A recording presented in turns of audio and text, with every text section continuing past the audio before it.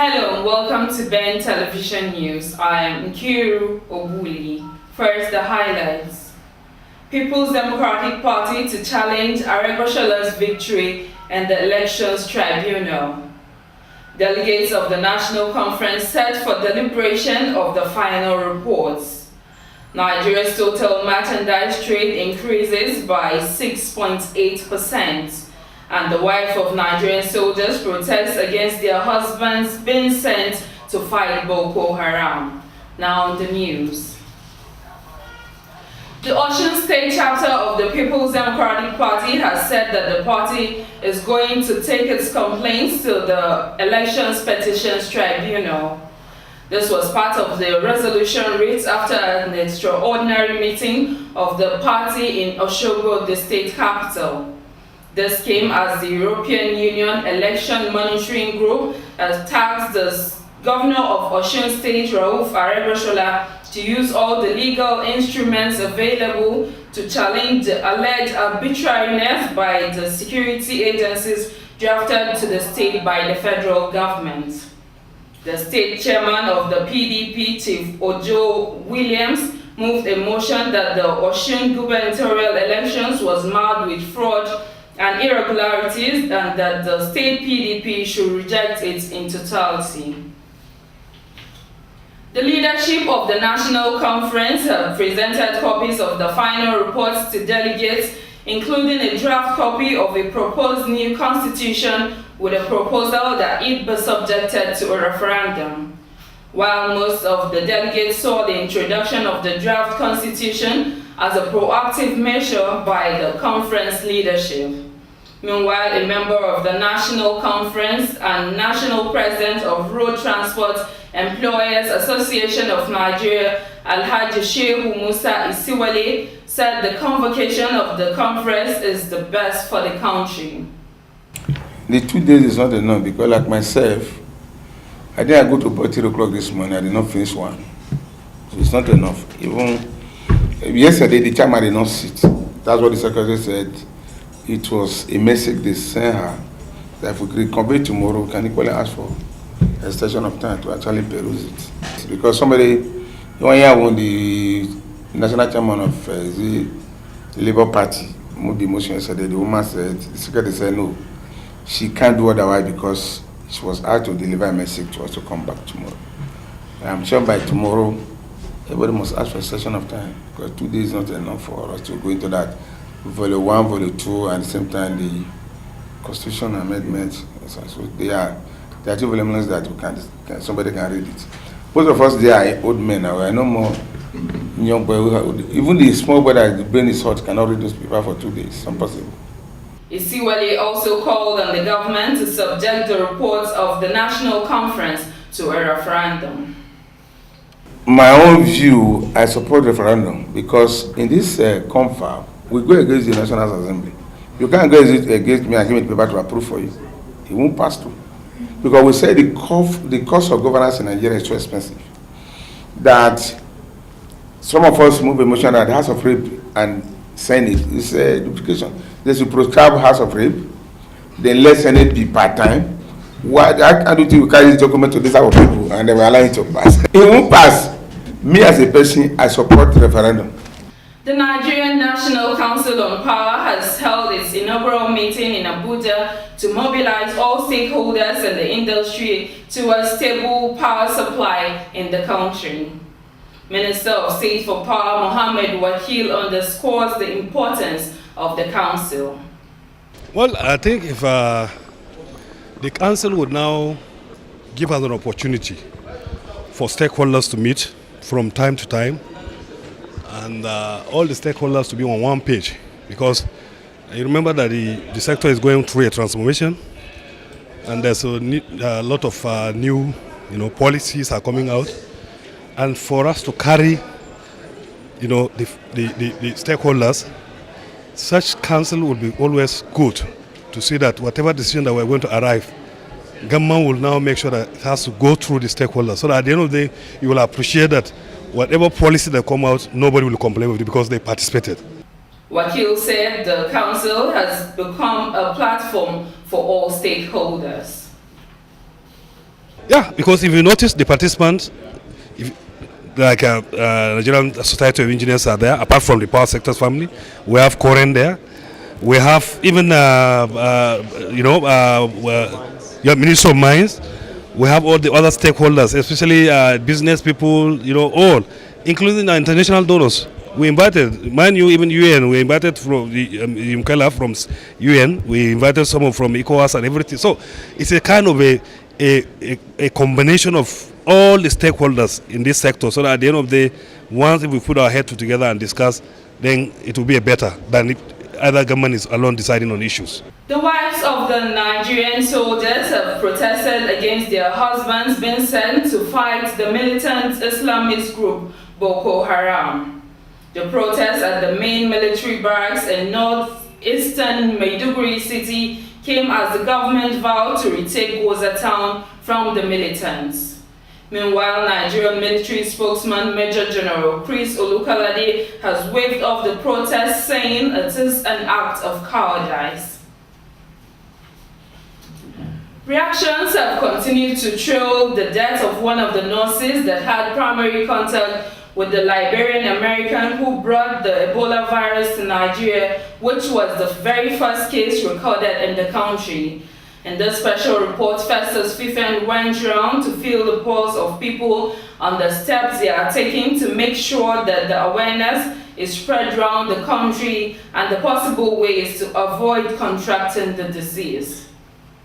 As you can see in my hand here, I have a hand glove.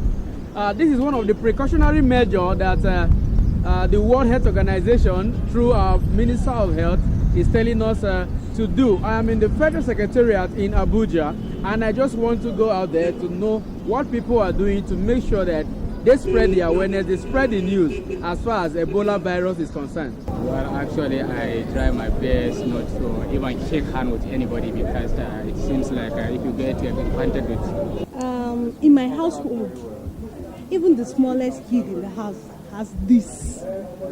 We all use this to like keep our hands sanitized because the kids in the house play around and they always pick things and drop.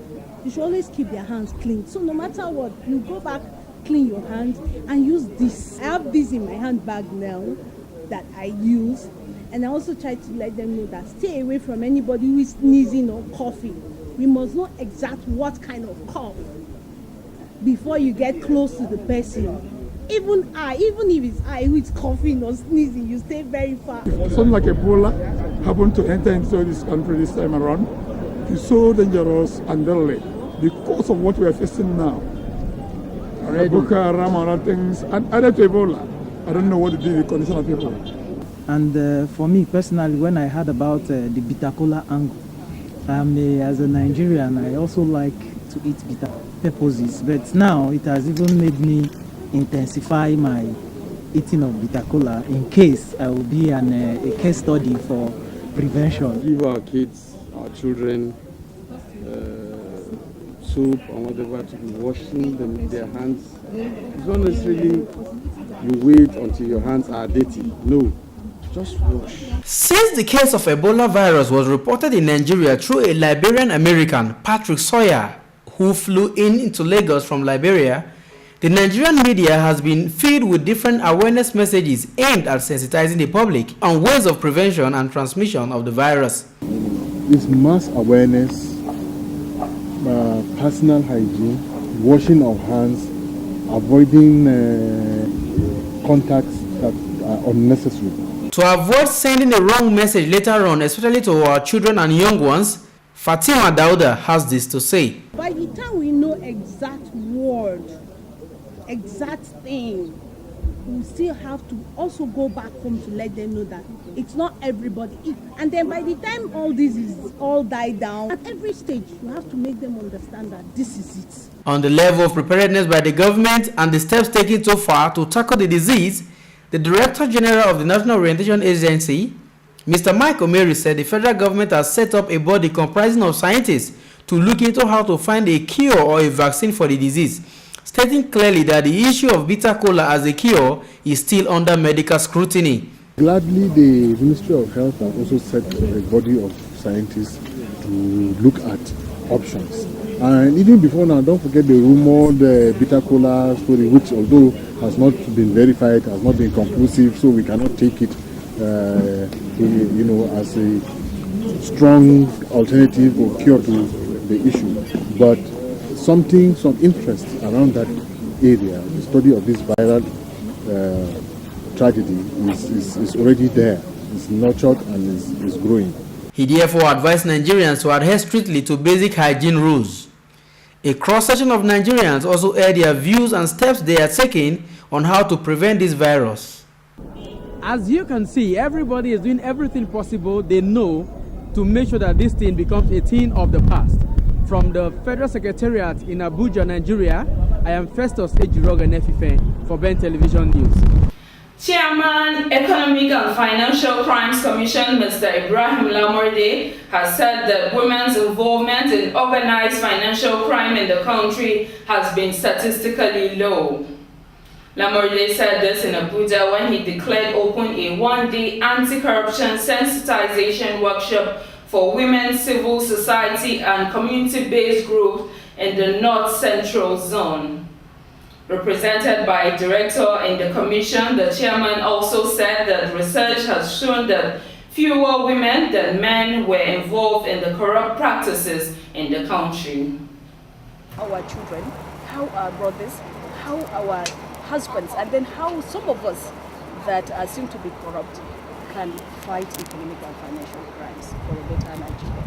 But in this part of the world, sometimes somebody who has stolen and emptied his treasury can take 10 sands and get off the hook. That is not acceptable. And that's an area the EFCC should look at very seriously. We hear high-profile cases, we see them when they are caught, but we don't hear anything anymore. These are areas we should look at. Now, in other African stories, Liberia will receive an untested experimental drug, ZMapp, to treat people infected with Ebola, the Liberian government says. The move came after a request to the U.S. from Liberian President Ellen Johnson Sirleaf. The news came as medical ethics specialists met in Geneva to explore the use of such new treatments. And from East Africa, Kenyan men from several ethnic groups in the western town of Moise Bridge have gone into hiding, fearing they will be forcibly circumcised. This follows the forced circumcision of at least 8 men in the small agricultural town by groups of youth from the Bukusu ethnic community. The Bukusu hold their traditional circumcision ceremonies in August. Not all Kenyan communities practice circumcision, which marks the transition from boy to man. And if you're just joining us, we're watching Ben Television News. We'll be right back after this short break. Please stay with us.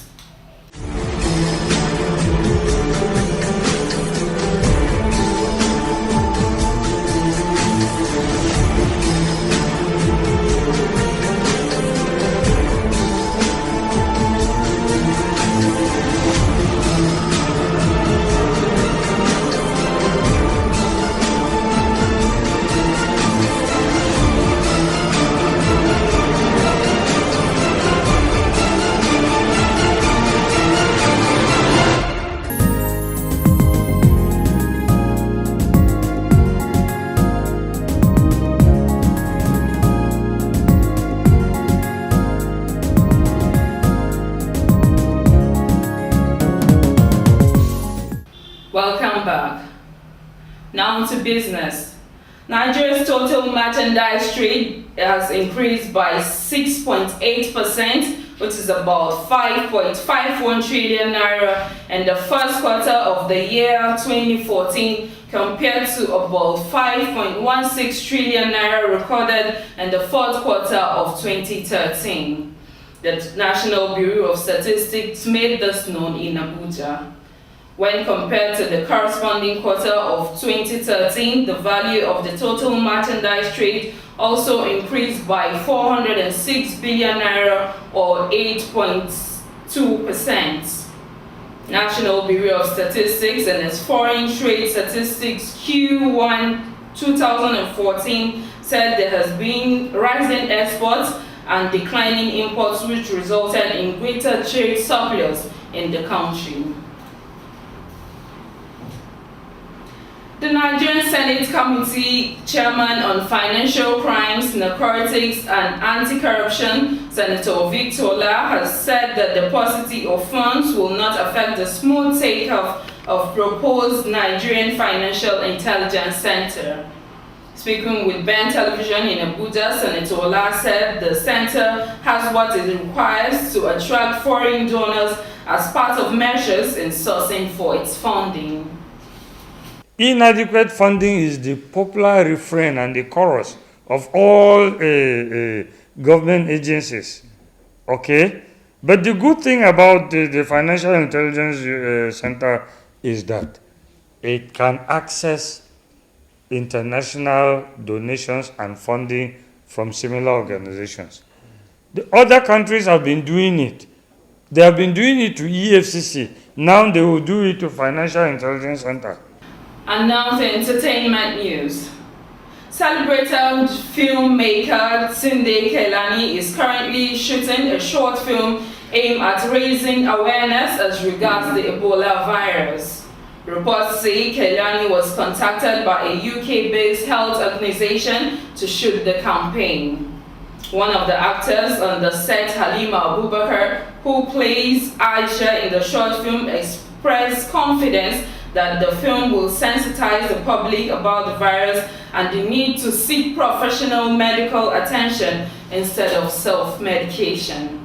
Other actors involved in the project are Yomi Fash, Kunle Afolayan, Tony Aimaku Johnson, and Funky Malam. Veteran actor Adebayo Salami, aka Oga Bello, has announced his decision to celebrate his 50th anniversary on the stage and as an actor. Born Adebayo Salami on May 9, 1953 in Lagos, the actor, who hails from Kwara State, started acting in 1964 at the age of 11 with Young Star Concert Group led by the late Ojo Ladipo. The group was later transformed to Joe Ladipo Theatre Group and then Awada Kerekere Group. And in sports news, reigning Commonwealth fastest woman Blessing Okagbare of Nigeria overcame a slow start to outrun her major challenger Muriel Ahore of Cote d'Ivoire and her 11.03 seconds championship record to win the 100-meter gold at the 19th African Championship in Athletics. Ahore, who pipped Okagbare to the 200-meter silver medal last year at the IAAF World Championship in Moscow, Russia, was first out of the blocks and looked to be coasting home to her first African title before the long-striding Okagbare powered past her in the final 6 meters to claim her second title in 4 years. The Nigerian first picked the Blue Ribbon title 4 years ago in Nairobi, Kenya, running 11.03 seconds to smash the then 11.05 championship record set in 1998 in Dakar, Senegal by Mary Onyali. German striker Miroslav Klose, the all-time World Cup top scorer, announced his retirement from international football this week. The 36-year-old leaves the German national team as a World Cup winner. The Lazio frontman picked up his 16th goal in what was his fourth World Cup to surpass Brazilian Ronaldo as the tournament's leading scorer. Before we end the news, here is a recap of our major stories. We told you that the People's Democratic Party held to court to challenge Aregbesol's victory, and delegates of the National Conference set to deliberate on the final reports, and Nigeria's total merchandise trade increases by 6.8%. We also brought you the story that the wives of the Nigerian soldiers protesting against their wives' husbands being sent to fight Boko Haram. That's the much you can take on Ben Television News. I am Nkiru Ubuni. Thanks for watching.